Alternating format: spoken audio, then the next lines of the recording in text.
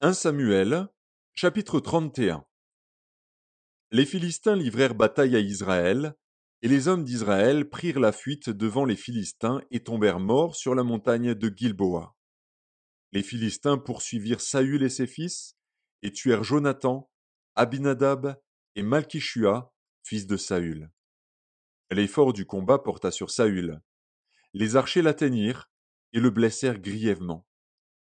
Saül dit alors à celui qui portait ses armes: Tire ton épée et m'en transperce, de peur que ces incirconcis ne viennent me percer et me faire subir leurs outrages. Celui qui portait ses armes ne voulut pas, car il était saisi de crainte. Et Saül prit son épée et se jeta dessus. Celui qui portait les armes de Saül, le voyant mort, se jeta aussi sur son épée et mourut avec lui. Ainsi périrent en même temps, dans cette journée, Saül et ses 3 fils, celui qui portait ses armes et tous ses gens.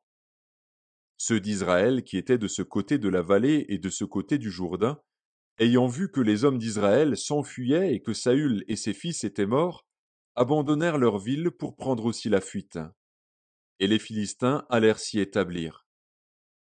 Le lendemain, les Philistins vinrent pour dépouiller les morts, et ils trouvèrent Saül et ses 3 fils tombés sur la montagne de Gilboa.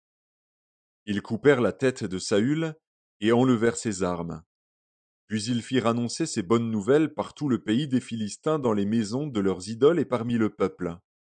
Ils mirent les armes de Saül dans la maison des Astartés, et ils attachèrent son cadavre sur les murs de Beth-Shan.